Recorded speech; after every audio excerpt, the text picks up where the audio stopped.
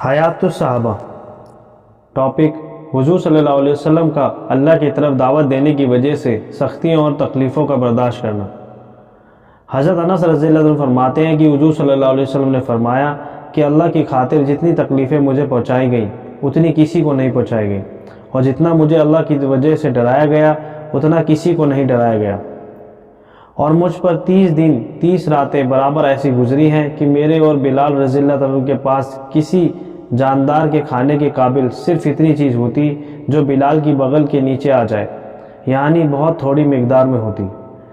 حضرت عقیل بن ابی طالب رضی اللہ عنہ فرماتے ہیں کہ قریش ابو طالب کے پاس آئے اور کہا، اے ابو طالب، آپ کا بھتیجا حضور صلی اللہ علیہ وسلم ہمارے گھروں اور ہماری مجلسوں میں ہمارے پاس آتا ہے، ہمیں ایسی باتیں سناتا ہے جن سے ہمیں بڑی تکلیف پہنچتی ہے، اگر آپ ٹھیک سمجھیں تو اس کو ہمارے پاس آنے سے روک دیں۔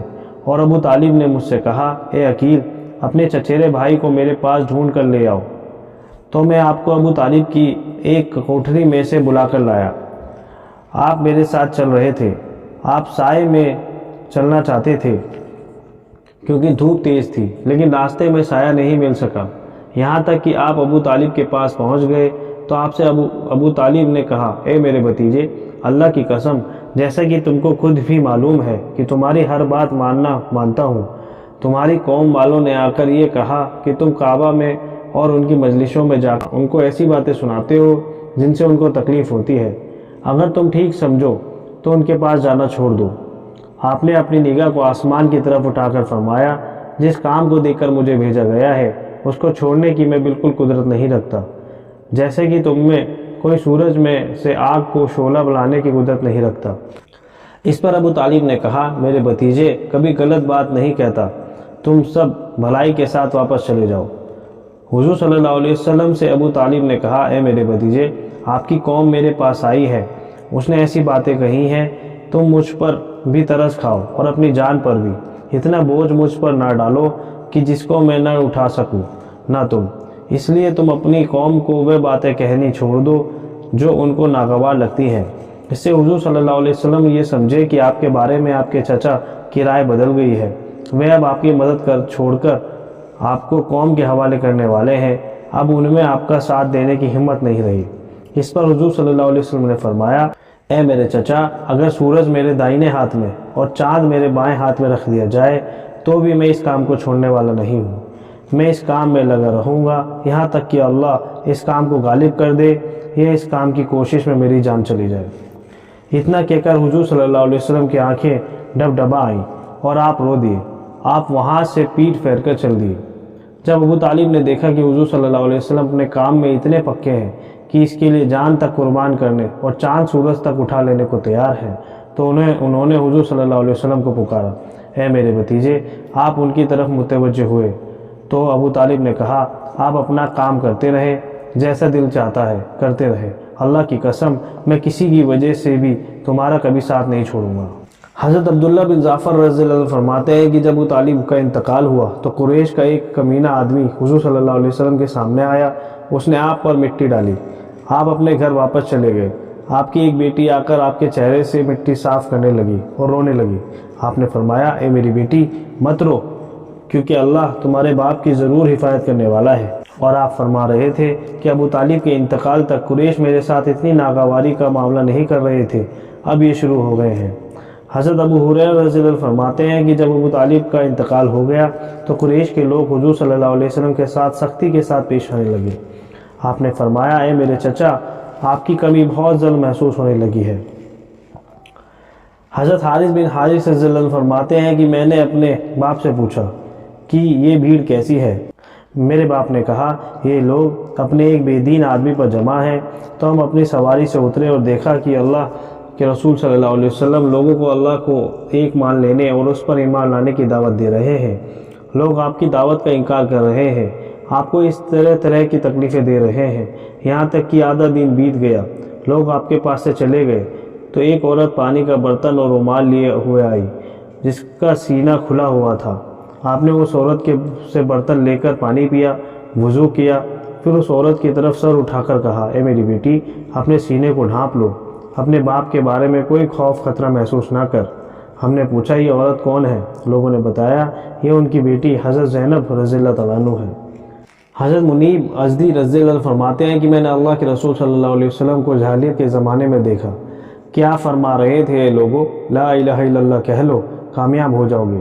تو میں نے دیکھا کہ ان میں سے کوئی تو آپ کے چہرے پر تھوک رہا ہے، کوئی آپ پر مٹی ڈال رہا ہے، کوئی آپ کو گالیاں دے رہا ہے، اور یوں ہی ہوتا رہا یہاں تک کہ آدھا دن گزر گیا۔ پھر ایک لڑکی پانی کا پیالہ لے کر آئی جس سے آپ نے چہرے اور دونوں ہاتھوں کو دھویا، کہا اے میری بیٹی نہ تو اپنے باپ کے اچانک قتل ہونے کا خطرہ محسوس کرو نہ کسی قسم کی ذلت کا۔ میں نے پوچھا یہ لڑکی کون ہے؟ اور لوگوں نے یہ بتایا کہ حضور صلی اللہ علیہ وسلم کی بیٹی زینب رضی اللہ تعالیٰ عنہ ہے، وہ ایک بہت خوبصورت بچی تھی۔ حضرت عروہ رضی اللہ عنہ فرماتے ہیں کہ میں نے حضرت ابن العاص رضی اللہ عنہ سے پوچھا کہ آپ مجھے بتائیں کہ مشرکوں نے حضور صلی اللہ علیہ وسلم کو سب سے زیادہ کون سی تکلیف پہنچائی؟ انہوں نے کہا ایک بار حضور صلی اللہ علیہ وسلم کعبے کے حتیم میں نماز پڑھ رہے تھے، اتنے میں عقبہ بن ابی معیط آیا اور اس نے اپنا کپڑا حضور صلی اللہ علیہ وسلم کی گردن میں ڈال کر زور سے آپ کا گلا گھونٹا۔ حضرت ابوبکر آئے اور عقبہ کے کندھے سے پکڑ کر حضور صلی اللہ علیہ وسلم سے پیچھے ہٹایا اور یہ کہا کیا مارے ڈالتے ہو ایک مرد کو اس بات پر کہ کہتا ہے کہ میرا رب اللہ ہے، اور لایا تمہارے پاس کھلی نشانیاں تمہاری رب کی۔ حضرت عمر بن عاص رضی اللہ عنہ فرماتے ہیں کہ میں نے صرف ایک ہی دن دیکھا کہ قریش کعبہ کے سائے میں بیٹھے ہوئے حضور صلی اللہ علیہ وسلم کو قتل کرنے کا مشورہ دے رہے ہیں۔ اس وقت حضور صلی اللہ علیہ وسلم مقام ابراہیم کے پاس نماز پڑھ رہے تھے۔ تب عقبہ بن ابی معیط کھڑا ہو کر آپ کی طرف بڑھا اور آپ کی گردن میں اپنی چادر ڈال کر اس نے آپ کو اس زور سے کھینچا کہ حضور صلی اللہ علیہ وسلم گھٹنوں کے بل زمین پر گر گئے۔ لوگوں میں ایک شور سمجھ گیا، سب نے یہ سمجھا کہ آپ قتل کر دیے گئے۔ حضرت ابوبکر رضی اللہ تعالیٰ دوڑتے ہوئے آئے، انہوں نے پیچھے سے آپ کی دونوں بغلوں میں ہاتھ ڈال کر آپ کو اٹھایا اور یہ کہتے جا رہے تھے کہ کیا مارے ڈالتے ہو ایک مرد کو اس بات پر کہ کہتا ہے میرا رب اللہ ہے۔ پھر کفار آپ کے پاس سے چلے گئے۔ حضور صلی اللہ علیہ وسلم نے کھڑے ہو کر نماز پوری فرمائی۔ جب آپ نماز سے فارغ ہوئے تو کفار کعبے کے سائے میں بیٹھے ہوئے تھے۔ آپ ان کے پاس سے گزرے، آپ نے فرمایا اے قریش کے لوگوں سن لو، اس ذات کی قسم جس کے قبضے میں محمد کی جان ہے، مجھے تمہاری طرف تمہیں ذبح کرنے کے لیے نہیں بھیجا گیا، یعنی نہ ماننے والے ہمارے ہاتھوں آخر قتل ہوں گے۔ اور آپ نے اپنے ہاتھ کو حلق پر پھیر کر ذبح ہونے کی طرف اشارہ کیا تو آپ سے ابو جہل نے کہا آپ تو نادان نہیں ہیں، اس لیے ایسی سخت بات نہ کہیں، برداشت سے کام لیں۔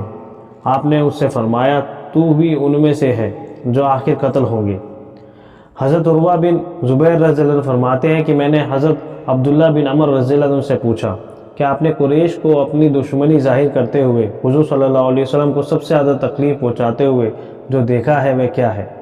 انہوں نے کہا ایک بار قریش کے سردار حتیم میں جمع تھے، میں بھی وہاں موجود تھا۔ میں آپس میں کہنے لگا کہ اس آدمی کی طرف سے ہمیں جتنا سہنا پڑا ہے ہمیں اتنا کبھی نہیں سہنا پڑا۔ یہ ہمیں بیوقوف کہتا ہے، ہمارے بڑوں کو برا بھلا کہتا ہے، ہمارے دین میں عیب نکالتا ہے، ہماری جماعت کے ٹکڑے ٹکڑے کر رہا ہے، ہمارے معبودوں کو گالیاں دیتا ہے۔ ہم نے اس کی طرف سے بہت برداشت کر لیا ہے۔ وہ لوگ اس طرح کی باتیں کر ہی رہے تھے کہ سامنے سے حضور صلی اللہ علیہ وسلم چلتے ہوئے تشریف لائے۔ آپ نے حجر اسود کو چوما اور بیت اللہ کا طواف کرتے ہوئے آپ کے پاس سے گزرے۔ انہوں نے آپ کی کچھ باتیں نقل کر کے آپ کو طعنہ دیا۔ روایت کرنے والے کہتے ہیں کہ میں نے اس کا اثر آپ کے مبارک چہرے پر محسوس کیا۔ آپ ان کے سامنے سے آگے چلے گئے، جب آپ ان کے پاس سے دوبارہ گزرنے لگے تو انہوں نے ویسی ہی باتیں کہہ کر آپ کو پھر طعنہ دیا جس کا اثر میں نے آپ کے مبارک چہرے پر محسوس کیا۔ جب آپ ان کے پاس سے تیسری بار گزرنے لگے تو انہوں نے پھر ویسی ہی باتیں کہہ کر آپ کو طعنہ دیا۔ آپ نے کہا اے قریش کے لوگوں کیا تم سن رہے ہو؟ قسم ہے اس ذات کی جس کے قبضے میں محمد کی جان ہے، میں تو تم لوگوں کو ذبح کرنے کے لیے ہی آیا ہوں، یعنی جو ایمان نہ لائے گا وہ آخر قتل ہوگا۔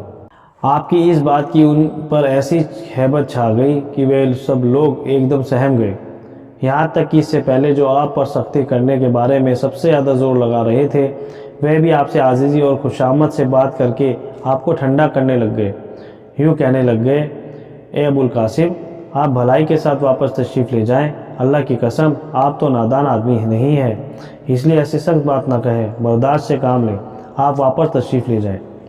اگلے دن وہ لوگ پھر حتیم میں جمع ہوئے، میں بھی ان کے ساتھ تھا۔ وہ ایک دوسرے سے کہنے لگے کہ ان کی طرف سے جو تکلیفیں پیش آ رہی ہیں ان کا تم نے ان سے تذکرہ کیا ہے، اور تم جو ان کے ساتھ معاملہ کر رہے ہو اس کا تم نے ان سے ذکر کیا ہے۔ اس کے جواب میں جب انہوں نے تم کو ایسی بات صاف صاف کہہ دی کہ تمہیں بری لگی تو تم نے ان کو چھوڑ دیا، ان کے ساتھ کچھ نہیں کیا، کچھ کرنا چاہیے تھا۔ وہ آپس میں یہ باتیں کر رہے تھے کہ اتنے میں حضور صلی اللہ علیہ وسلم سامنے سے تشریف لائے۔ سب ایک دم آپ کی طرف جھپٹے اور آپ کو چاروں طرف سے گھیر لیا اور کہنے لگے، تم ہی جو ہو یوں کہتے ہو اور یوں کہتے ہو۔ حضور صلی اللہ علیہ وسلم کی طرف سے انہیں جو باتیں پہنچتی رہتی تھی، حضور صلی اللہ علیہ وسلم ان کے معبودوں کو اور ان کے دین کے عیب گنا رہے تھے، وہ سب ان کو کہہ ڈالی۔ حضور صلی اللہ علیہ وسلم نے فرمایا، ہاں میں نے یہ سب باتیں کہی ہیں تو میں نے دیکھا کہ ان میں سے ایک آدمی نے آپ کا گریبان پکڑ لیا۔ حضرت ابوبکر رضی اللہ تعالیٰ عنہ آپ کو بچانے کے لیے کھڑے ہو گئے اور روتے ہوئے کہنے لگے، کیا مار ڈالتے ہو ایک آدمی کو اس بات پر کہ وہ کہتا ہے کہ میرا رب اللہ ہے؟ پھر یہ لوگ حضور صلی اللہ علیہ وسلم کے پاس سے چلے گئے۔ قریش کے حضور صلی اللہ علیہ وسلم کو تکلیف پہنچانے کا سب سے زیادہ سخت واقعہ جو میں نے دیکھا وہ یہ ہے۔ حضرت اسماء بنت ابی بکر رضی اللہ عنہ سے لوگوں نے پوچھا کہ اللہ کے رسول صلی اللہ علیہ وسلم کو مشرکوں کی طرف سے جو تکلیفیں اٹھانی پڑیں تم نے ان میں سے زیادہ سخت تکلیف کون سی دیکھی؟ انہوں نے کہا، مشرک مسجد حرام میں بیٹھے ہوئے رسول اللہ صلی اللہ علیہ وسلم کا اور آپ ان کے معبودوں کے بارے میں جو فرماتے تھے اس کا تذکرہ کر رہے تھے کہ اتنے میں حضور صلی اللہ علیہ وسلم سامنے سے تشریف لائے۔ وہ سب ایک دم سے کھڑے ہو کر حضور صلی اللہ علیہ وسلم پر ٹوٹ پڑے۔ چیخ و پکار کی آواز حضرت ابوبکر رضی اللہ عنہ تک پہنچی۔ لوگوں نے کہا، اپنے حضرت کو بچا لو۔ حضرت ابوبکر رضی اللہ تعالیٰ عنہ ہمارے پاس سے اٹھ کر چل پڑے۔ ان کی 4 زلفیں تھیں۔ وہ یہ کہتے جا رہے تھے، تمہارا ناس ہو، کیا مار ڈالتے ہو ایک مرد کو اس بات پر کہ وہ کہتا ہے کہ میرا رب اللہ ہے اور لایا ہے تمہارے پاس کھلی نشانیاں تمہارے رب کی۔ تو وہ حضور صلی اللہ علیہ وسلم کو چھوڑ کر حضرت ابوبکر رضی اللہ تعالیٰ عنہ پر ٹوٹ پڑے۔ پھر حضرت ابوبکر رضی اللہ تعالیٰ عنہ ہمارے پاس واپس آئے اور کافروں نے آپ کو اتنا مارا تھا کہ جس زلف کو بھی پکڑتے وہ ہاتھ میں آ جاتی تھی، یعنی سر کے بال چوٹوں کی وجہ سے جھڑنے لگ گئے تھے، اور وہ فرماتے رہے، تو بہت برکت والا ہے اے بڑائی اور عظمت والے۔ حضرت انس بن مالک رضی اللہ عنہ فرماتے ہیں کہ ایک بار کافروں نے حضور صلی اللہ علیہ وسلم کو اتنا مارا تھا کہ آپ بے ہوش ہو گئے، تو حضرت ابوبکر رضی اللہ عنہ کھڑے ہو کر اونچی آواز میں کہنے لگے، تمہارا ناس ہو، کیا مار ڈالتے ہو ایک آدمی کو اس بات پر کہ وہ کہتا ہے کہ میرا رب اللہ ہے؟ لوگوں نے پوچھا، یہ کون ہے؟ کافروں نے کہا، پاگل ابوبکر۔ حضرت علی رضی اللہ تعالیٰ عنہ ایک دن لوگوں سے میں بیان کر رہے تھے، انہوں نے فرمایا، اے لوگوں بتلاؤ لوگوں میں سب سے زیادہ بہادر کون ہے؟ لوگوں نے کہا، اے امیر المومنین آپ۔ حضرت علی رضی اللہ عنہ نے کہا کہ جو بھی میرے مقابلے میں آیا میں اس پر غالب ہوا، پھر بھی سب سے بہادر تو ابو بکر ہیں۔ ہم لوگوں نے جنگ بدر کے موقع پر حضور صلی اللہ علیہ وسلم کے لیے چھپر بنایا تھا، پھر ہم نے کہا کہ کون حضور صلی اللہ علیہ وسلم کے ساتھ رہے گا تاکہ کوئی مشرک حضور صلی اللہ علیہ وسلم پر حملے کا ارادہ نہ کر سکے۔ اللہ کی قسم ہم میں سے کوئی بھی حضور صلی اللہ علیہ وسلم کے قریب نہ جا سکا، بس ایک ابو بکر رضی اللہ تعالیٰ عنہ نے اس کی ہمت کی اور اس ننگی تلوار لیے حضور صلی اللہ علیہ وسلم کے سرانے کھڑے رہے۔ جو کافر حضور صلی اللہ علیہ وسلم کی طرف آنے کا ارادہ کرتا یہ اس پر جھپٹے، تو یہ ہے لوگوں میں سب سے زیادہ بہادر۔ میں نے ایک بار دیکھا کہ قریش نے حضور صلی اللہ علیہ وسلم کو چاروں طرف سے پکڑ رکھا تھا، کوئی آپ پر ناراض ہو رہا تھا، کوئی آپ کو جھنجھوڑ رہا تھا۔ وہ یہ کہہ رہے تھے کہ تم نے تمام خداؤں کا ایک خدا بنا دیا ہے۔ اللہ کی قسم اس دن بھی حضرت ابوبکر رضی اللہ عنہ کے علاوہ ہم میں سے کوئی اور حضور صلی اللہ علیہ وسلم کے قریب نہ جا سکا۔ یہ آگے بڑھے، کسی کو مارتے تھے، کسی سے لڑتے تھے، کسی کو جھنجھوڑتے تھے، کہتے جاتے تھے، تمہارا ناس ہو، کیا مار ڈالتے ہو ایک مرد کو اس بات پر کہ وہ کہتا ہے میرا رب اللہ ہے۔ اتنا کہنے کے بعد حضرت علی رضی اللہ عنہ نے جو چادر اوڑھ رکھی تھی وہ اوپر اٹھائی اور رونے لگے، اور اتنا روئے کہ ان کی داڑھی تر ہو گئی۔ پھر کہا، میں تم سے اللہ کی قسم دے کر پوچھتا ہوں کہ آل فرعون کا مومن بہتر ہے جن کا قرآن میں ذکر ہے یا ابو بکر؟ تمام لوگ خاموش رہے۔ حضرت علی رضی اللہ عنہ نے کہا اللہ کی قسم ساری زمین والے فرعون کے مومنوں سے بھر جائیں تو ان زندگی بھر کے عمل سے حضرت ابوبکر رضی اللہ عنہ کی ایک گھڑی زیادہ قیمتی ہے۔ حال فرعون کا وہ مومن تو اپنا ایمان چھپا رہا تھا اور یہ اپنے ایمان کا اعلان کر رہے تھے۔ حضرت عبداللہ بن مسعود رضی اللہ عنہ فرماتے ہیں کہ ایک بار حضور صلی اللہ علیہ وسلم مسجد حرام میں تشریف فرما تھے۔ ابو جہل بن ہشام، شیبہ بن ربیعہ، عتبہ بن ربیعہ، عقبہ بن علی معید، امیہ بن خلف اور 2 اور آدمی، کل 7 کافر خطیب میں بیٹھے ہوئے تھے۔ حضور صلی اللہ علیہ وسلم نماز پڑھ رہے تھے، نماز میں لمبے لمبے سجدے کر رہے تھے۔ ابو جہل نے کہا تم میں سے کون ایسا ہے جو فلاں جگہ جائے جہاں فلاں قبیلے نے جانور ذبح کر رکھا ہے، اس کی اوجڑی ہمارے پاس لے آئے، پھر ہم وہ اوجڑی محمد صلی اللہ علیہ وسلم کے اوپر ڈال دیں۔ ان میں سے سب سے زیادہ بدبخت عقبہ بن ابی معید گیا اور اس نے وہ اوجڑی لے کر حضور صلی اللہ علیہ وسلم کے کندھوں پر ڈال دی، جبکہ حضور صلی اللہ علیہ وسلم سجدے میں تھے۔ میں وہاں کھڑا تھا، مجھ میں بولنے کی بھی ہمت نہیں تھی، میں تو اپنی حفاظت نہیں کر سکتا تھا۔ میں وہاں سے جانے لگا کہ اتنے میں آپ کی صاحبزادی حضرت فاطمہ رضی اللہ عنہا نے یہ خبر سنی، وہ دوڑی ہوئی آئیں اور آپ کے کندھوں سے اوجڑی کو انہوں نے اتارا، پھر قریش کی طرف متوجہ ہو کر ان کو برا بھلا کہنے لگ گئی۔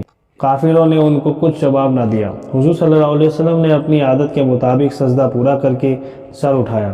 جب آپ نماز سے فارغ ہوئے تو 3 بار یہ بددعا کی، اے اللہ تو قریش کی پکڑ فرما، عتبہ، عقبہ، ابو جہل اور شیبہ کی پکڑ فرما۔ پھر آپ مسجد حرام سے باہر تشریف لائے۔ راستے میں آپ کو ابو البختری بغل میں کوڑا دبائے ہوئے ملا۔ اس نے حضور صلی اللہ علیہ وسلم کا چہرہ پریشان دیکھ کر پوچھا کہ آپ کو کیا ہوا؟ آپ نے فرمایا مجھے جانے دیں۔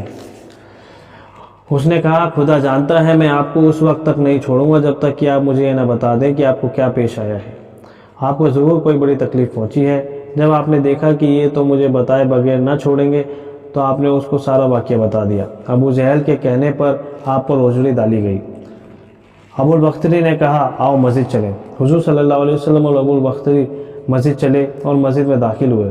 پھر ابو البختری ابو جہل کی طرف متوجہ ہو کر بولا، اے ابو الحکم، کیا تمہارے ہی کہنے کی وجہ سے محمد صلی اللہ علیہ وسلم پر اوجڑی ڈالی گئی ہے؟ اس نے کہا ہاں۔ ابو البختری نے کوڑا اٹھا کر اس کے سر پر مارا۔ کافروں میں آپس میں ہاتھا پائی شروع ہو گئی۔ ابو جہل چلایا، تم لوگوں کا ناس ہو، تمہاری اس ہاتھا پائی سے محمد کا فائدہ ہو رہا ہے۔ محمد تو یہ چاہتے ہیں کہ ہمارے بیچ دشمنی پیدا ہو جائے، وہ اور ان کے ساتھی بچے رہیں۔ بخاری اور مسلم اور ترمذی وغیرہ نے ابو البختری والے قصے کو مختصر نقل کیا ہے۔ صحیح بخاری میں یہ بھی ہے کہ حضور صلی اللہ علیہ وسلم پر اوجڑی ڈالنے کے بعد وہ زور زور سے ہنسنے لگے اور ہنسی کے مارے ایک دوسرے پر گر رہے تھے۔ امام احمد کی روایت ہے کہ حضرت عبداللہ فرماتے ہیں میں نے ان 7 کافروں کو دیکھا، یہ سارے کے سارے بدر کی لڑائی کے دن قتل کیے گئے۔ حضرت یعقوب بن عتبہ رحمۃ اللہ علیہ کہتے ہیں کہ ایک دن حضور صلی اللہ علیہ وسلم صفا پہاڑی پر تشریف لے جا رہے تھے کہ اچانک سامنے سے آ کر ابو جہل نے آپ کا راستہ روک لیا اور آپ کو بہت تکلیف پہنچائی۔ حضرت حمزہ رضی اللہ عنہ شکاری آدمی تھے۔ اس دن وہ شکار کرنے گئے ہوئے تھے۔ حضور صلی اللہ علیہ وسلم کے ساتھ ابو جہل نے جو کچھ کیا وہ حضرت حمزہ کی بیوی نے دیکھ لیا تھا۔ چنانچہ جب حضرت حمزہ شکار سے واپس آئے تو ان کی بیوی نے ان سے کہا، اے ابو عمارہ، جو کچھ ابو جہل نے آج تمہارے بھتیجے کے ساتھ کیا ہے، اگر تم اسے دیکھ لیتے تو نہ تم جانے اس کے ساتھ کیا کرتے۔ یہ سن کر حضرت حمزہ کو بہت غصہ آیا۔ تب وہ گھر میں داخل ہونے سے پہلے ہی اپنی گردن میں کمان لٹکائے ہوئے اسی طرح چل دیے اور مسجد حرام میں داخل ہوئے۔ وہاں انہوں نے ابو جہل کو قریش کی ایک مجلس میں بیٹھے ہوئے پایا۔ انہوں نے بغیر کچھ کہے ابو جہل کے سر پر زور سے کمان ماری اور اس کا سر زخمی کر دیا۔ قریش کے کچھ لوگ کھڑے ہو کر حضرت حمزہ کو ابو جہل سے روکنے لگے۔ حضرت حمزہ نے کہا، آج سے میرا بھی وہی دین جو محمد صلی اللہ علیہ وسلم کا دین ہے۔ میں گواہی دیتا ہوں کہ وہ اللہ کے رسول ہیں۔ اللہ کی قسم میں اپنی اس بات سے نہیں پھروں گا۔ اگر تم اپنی بات سے سچے ہو تو مجھے اس سے روک کر دکھا دو۔ حضرت حمزہ رضی اللہ عنہ کے مسلمان ہونے سے حضور صلی اللہ علیہ وسلم مسلمانوں کو بہت طاقت ملی۔ مسلمان اپنے کام میں بہت زیادہ پکے ہو گئے۔ ابو قریش ڈرنے لگے کیونکہ انہیں معلوم تھا کہ حضرت حمزہ رضی اللہ تعالیٰ عنہ حضور صلی اللہ علیہ وسلم کی ضرور حفاظت کریں گے۔ حضرت محمد بن کعب قرظی رحمۃ اللہ علیہ مرسلن روایت کرتے ہیں کہ ایک دن حضرت حمزہ رضی اللہ تعالیٰ عنہ اپنی تیر اندازی سے واپس آئے تو ان کو ایک عورت ملی جس نے ان سے کہا، اے ابو عمارہ، تمہارے بھتیجے کو ابو جہل بن ہاشم نے کتنی تکلیف پہنچائی؟ اس نے برا بھلا کہا، ان کو تکلیف پہنچائی، یہ کیا وہ کیا۔ حضرت حمزہ رضی اللہ عنہ نے پوچھا، کیا کسی نے ایسا کرتے ہوئے دیکھا؟ اس نے کہا، ہاں، اللہ کی قسم بہت سے لوگ دیکھ رہے تھے۔ حضرت حمزہ وہاں سے چل دیے، صفا اور مروہ کے پاس قریش کی اس مجلس میں پہنچے جہاں ابو جہل بیٹھا ہوا تھا۔ اپنی کمان پر ٹیک لگا کر کہنے لگے، میں نے ایسے اور ایسے تیر چلائے ہیں، یہ کیا وہ کیا۔ پھر انہوں نے دونوں ہاتھوں سے کمان پکڑ کر ابو جہل کے بیچ سر پر اس زور سے ماری کہ کمان ٹوٹ گئی۔ کہا کہ یہ تو کمان کی مار تھی، اس کے بعد تلوار کی ہوگی۔ میں گواہی دیتا ہوں کہ اللہ کے رسول صلی اللہ علیہ وسلم اور وہ اللہ کے پاس سے حق لے کر آئے ہیں۔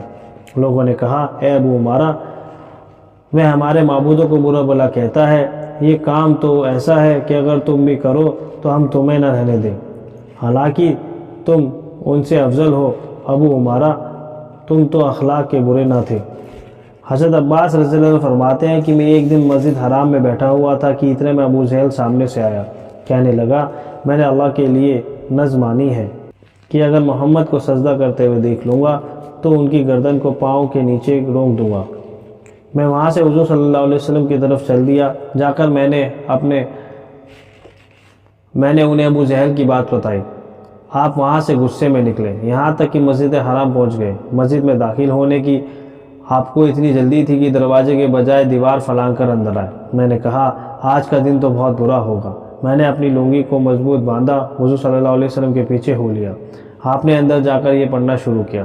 پڑھتے پڑھتے جب آپ اس آیت تک پہنچے جس میں ابو جہل کا تذکرہ ہے تو ایک آدمی نے ابو جہل سے کہا، اے ابو حکم، یہ محمد مسجد میں ہے۔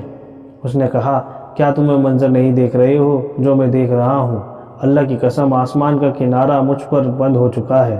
جب حضور صلی اللہ علیہ وسلم سورت کو آخر تک پہنچے تو آپ نے سجدہ فرمایا۔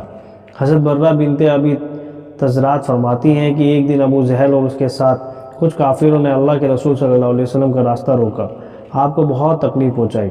تو حضرت طلیب بن عمیر رضی اللہ تعالیٰ عنہ ابو جہل کی طرف بڑھے، اسے مارا جس سے اس کا سر گھائل ہو گیا۔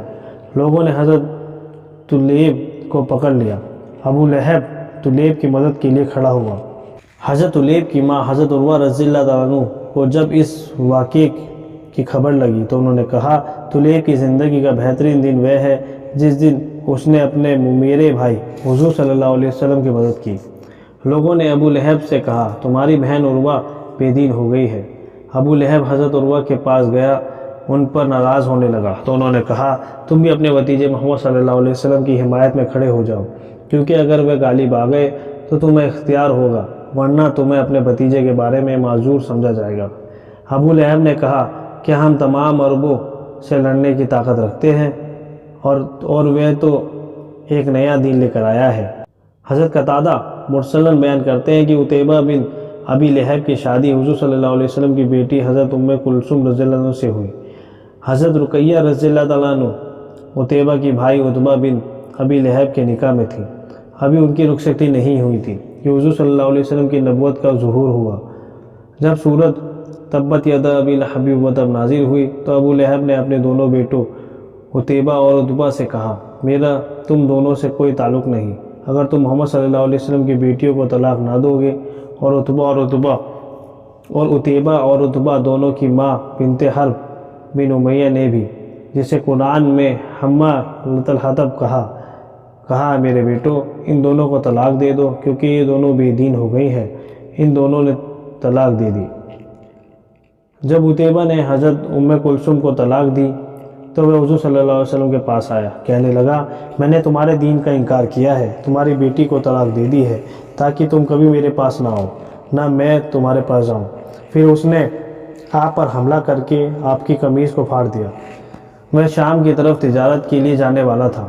آپ نے فرمایا، میں اللہ سے سوال کرتا ہوں کہ وہ تجھ پر اپنا کوئی شیر مسلط کر دے۔ تو وہ قریش کی تجارتی قافلوں کے ساتھ گیا۔ جب یہ لوگ زرقہ نامی جگہ پر پہنچے تو رات کو وہاں ٹھہرے۔ ایک شیر نے اس رات اس قافلے کا چکر لگایا۔ عتیبہ کہنے لگا، ہائے میری ماں کی ہلاکت، یہ شیر تو مجھے ضرور کھا جائے گا، جیسا کہ محمد صلی اللہ علیہ وسلم نے کہا تھا۔ مجھے ابن ابی کبشہ، یہ نام کافروں نے حضور صلی اللہ علیہ وسلم کا رکھا ہوا تھا، نے مار ڈالا، جو کہ مکہ میں ہے، میں شام میں ہوں۔ تو اس شیر نے سارے قافلے میں سے صرف عتیبہ پر حملہ کیا، اس کا گوشت نوچ ڈالا، اسے مار ڈالا۔ زہیر بن علا کہتے ہیں کہ ہمیں ہشام بن عروہ نے اپنے باپ سے یوں بیان کیا کہ وہ شیر اس رات اس قافلے کا چکر لگا کر واپس چلا گیا۔ قافلے والوں نے عتیبہ کو اپنے بیچ لٹایا تو وہ شیر دوبارہ آیا اور سب کو پھاندتا ہوا عتیبہ تک پہنچا، اس کے سر کو چبا ڈالا۔ حضرت عثمان بن عفان رضی اللہ عنہ نے اپنے پہلے حضرت رقیہ رضی اللہ عنہ سے شادی کی، پھر ان کی وفات کے بعد حضرت ام کلثوم سے کی۔ حضرت ربیعہ بن عبید دہلی رضی اللہ عنہ نے فرمایا، میں تم لوگوں کو یہ کہتے ہوئے بہت سنتا ہوں کہ قریش اللہ کے رسول صلی اللہ علیہ وسلم کو بہت گالیاں دیا کرتے تھے اور بہت تکلیف پہنچایا کرتے تھے۔ میں ان واقعوں کو زیادہ سے زیادہ دیکھنے والا ہوں۔ حضور صلی اللہ علیہ وسلم کا گھر ابو لہب اور عقبہ بن ابی معیط کے گھر کے بیچ میں تھا۔ جب آپ اپنے گھر واپس آتے تو دروازے پر اجڑی خون اور گندگی پاتے۔ آپ اپنی کمان کے کناروں سے ان سب چیزوں کو ہٹاتے جاتے اور فرماتے، اے قریش کے لوگوں، یہ پڑوسی کے ساتھ بہت برا سلوک ہے۔ حضرت عروہ رضی اللہ عنہ فرماتے ہیں، حضور صلی اللہ علیہ وسلم کی بیوی حضرت عائشہ رضی اللہ تعالیٰ عنہا نے ان سے بیان فرمایا، انہوں نے حضور صلی اللہ علیہ وسلم سے پوچھا کہ احد کی لڑائی کے دن سے بھی زیادہ سخت دن آپ پر کوئی آیا ہے؟ آپ نے فرمایا کہ مجھے تمہاری قوم کی طرف سے بہت زیادہ تکلیفیں اٹھانی پڑی، ان کی طرف سے مجھے سب سے زیادہ تکلیف عقبہ طائف کے دن اٹھانی پڑی۔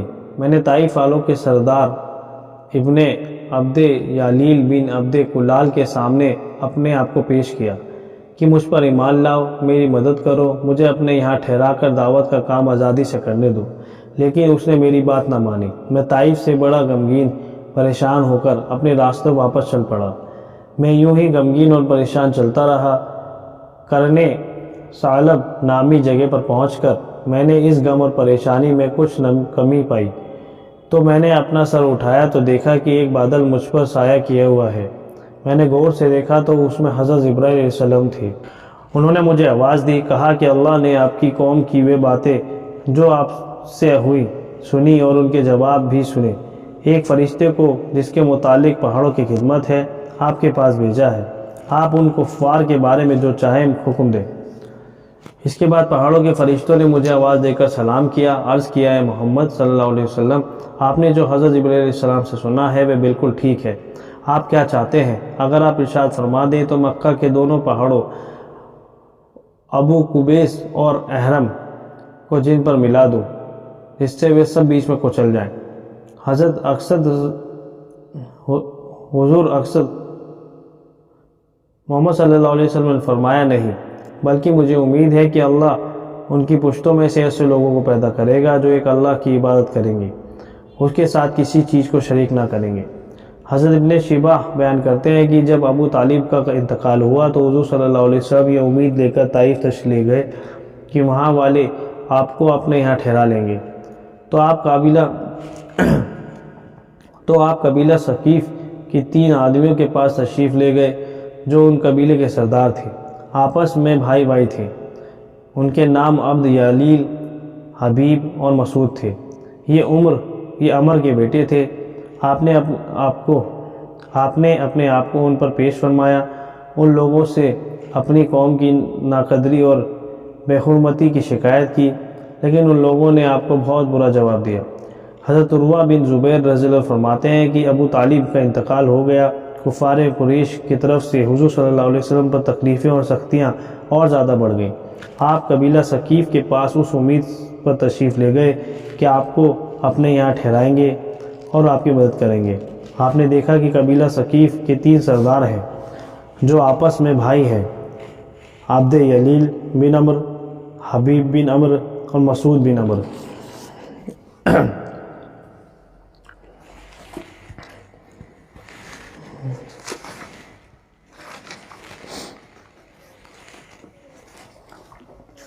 آپ نے اپنے آپ کو ان پر پیش کیا، ان لوگوں سے تکلیفوں کی اور اپنی قوم کی بے حرمتی کرنے کی شکایت کی۔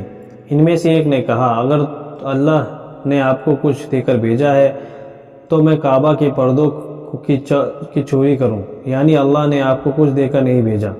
اور دوسرے نے کہا اس مجلس کے بعد میں آپ سے کبھی بھی بات نہیں کروں گا، کیونکہ اگر آپ واقعی رسول ہیں تو آپ کا درجہ اس سے بہت اونچا ہے، مجھ جیسا آپ سے بات کرے۔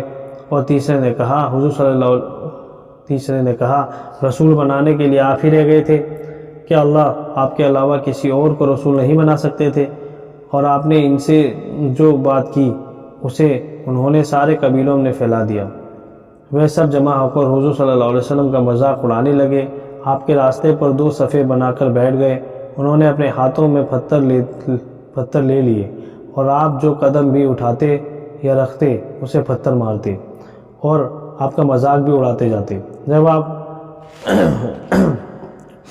جب آپ ان کی صفوں سے آگے نکل گئے، ان کافروں سے چھٹکارا پایا تو ان لوگوں کے ایک انگوروں کے باغ میں جب آپ ان کی صفوں سے آگے نکل گئے، ان کافروں سے چھٹکارا پایا تو آپ ان لوگوں کے ایک انگوروں کے باغ میں چلے گئے، ایک انگور کی بیل کے نیچے سائے میں بیٹھ گئے۔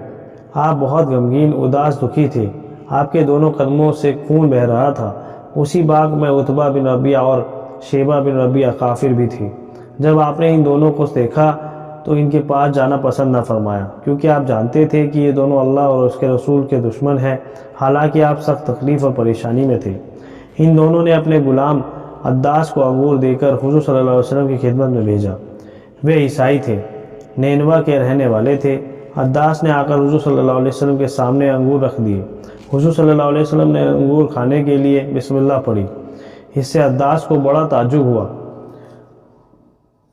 آپ نے ان سے پوچھا تم کہاں کے رہنے والے ہو؟ انہوں نے کہا میں نینوا کا رہنے والا ہوں۔ آپ نے فرمایا تم اس بھلے اور نیک آدمی کے چہرے کے رہنے والے ہو جن کا نام حضرت یونس بن متع علیہ السلام تھا۔ عداس نے حضور صلی اللہ علیہ وسلم سے عرض کیا کہ آپ کو کیسے پتہ چلا کہ حضرت یونس بن متع کون ہے؟ آپ کو حضرت یونس علیہ السلام کے جتنے حالات معلوم تھے وہ عداس کو بتائے۔ آپ کی مبارک عادت یہ تھی کہ کسی انسان کا درجہ اس سے کم نہیں سمجھتے تھے کہ اسے اللہ کا پیغام پہنچائے، یعنی چھوٹے بڑے ہر ایک کو دعوت دیا کرتے تھے۔ حضرت عداس نے عرض کیا کہ اللہ کے رسول صلی اللہ علیہ وسلم آپ مجھے حضرت یونس بن متع علیہ السلام کے بارے میں کچھ اور بتائیں۔ تو حضور صلی اللہ علیہ وسلم پر حضرت یونس بن متع کے بارے میں جتنی وحی اتری تھی وہ سب حضور صلی اللہ علیہ وسلم نے عداس کو سنا دی۔ اس پر وہ حضور صلی اللہ علیہ وسلم کے سامنے سجدے میں گر گئے اور آپ کے قدموں کو چومنے لگ گئے جن میں سے خون بہہ رہا تھا۔ جب عتبہ اور ان کے بھائی شعبہ نے اپنے غلام کو یہ کرتے ہوئے دیکھا تو دونوں بھوچکے ہو رہ گئے۔ جب عداس ان دونوں کے پاس واپس آئے تو ان دونوں نے کچھ سے کہا تم کو کیا ہوا؟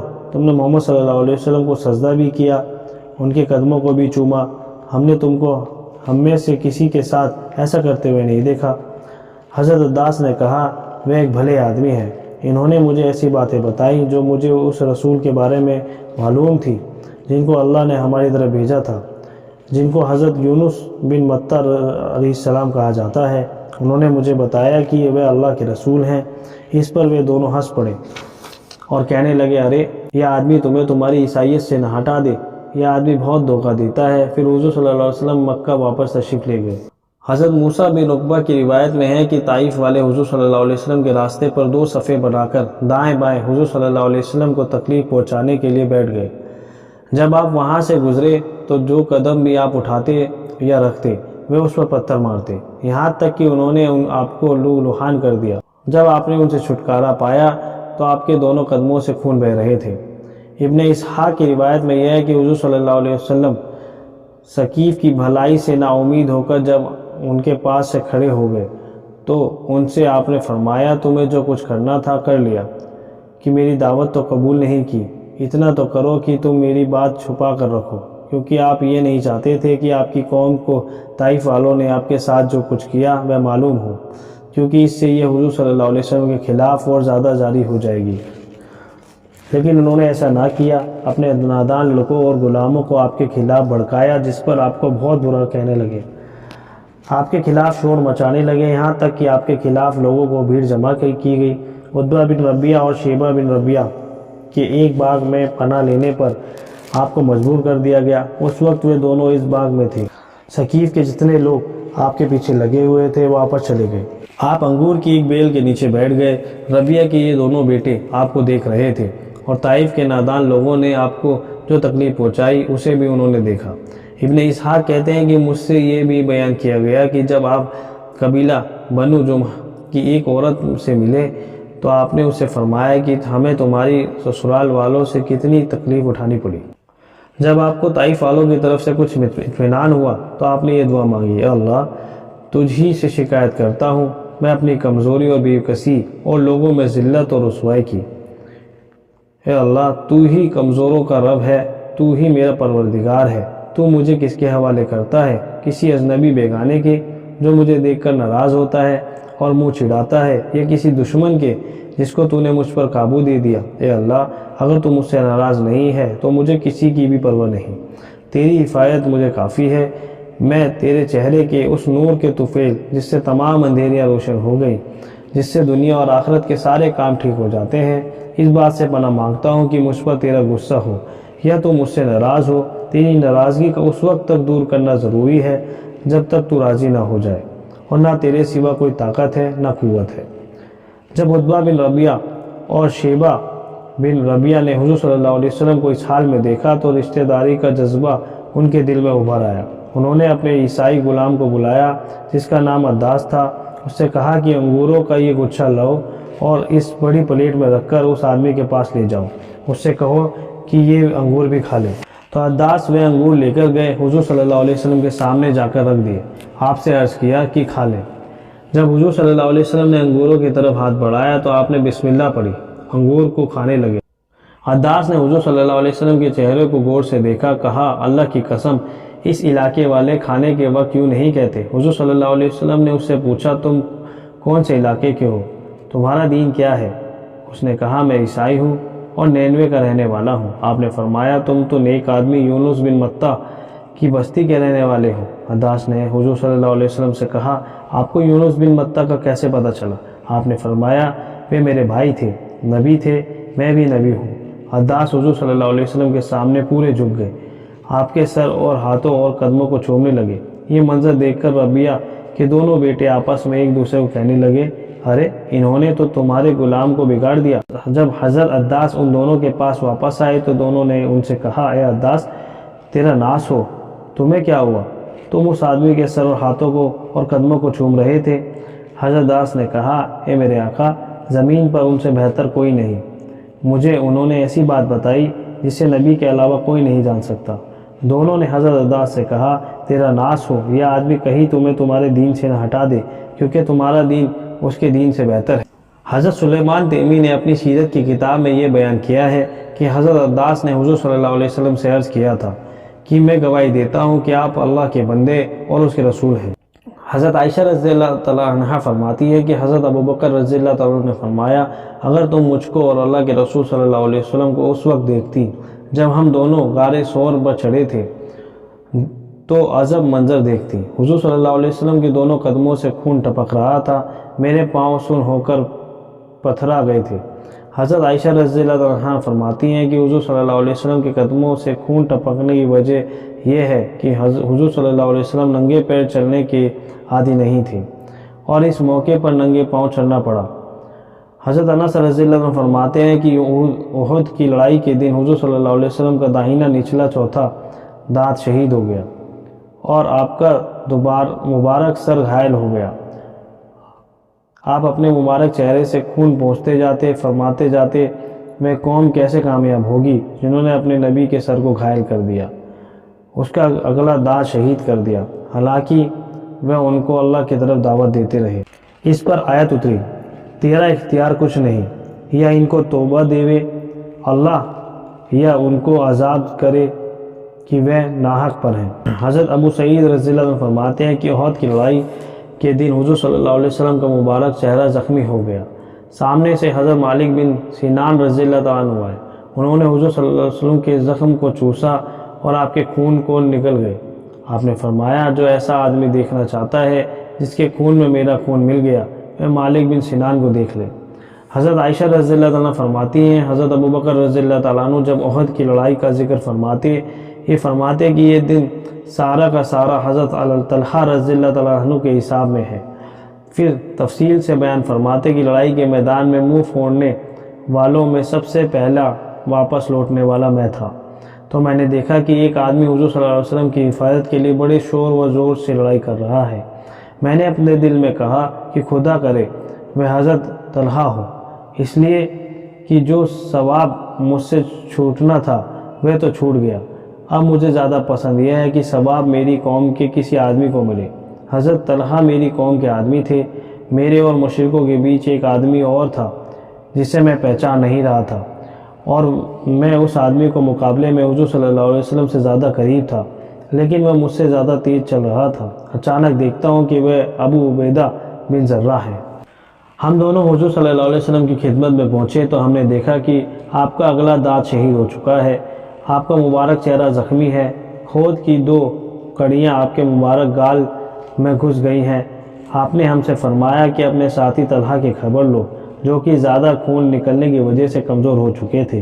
حضور صلی اللہ علیہ وسلم کو زخمی حالت میں دیکھ کر ہم لوگ آپ کے اس فرمان کی طرف توجہ نہ کر سکے، ہم بہت پریشان ہو گئے تھے۔ میں حضور صلی اللہ علیہ وسلم کے چہروں سے کڑیاں نکالنے کے لیے آگے بڑھا تو حضرت ابو عبیدہ نے مجھے اپنے حق کی قسم دے کر کہا، یہ سعادت لینے کے لیے مجھے چھوڑ دو۔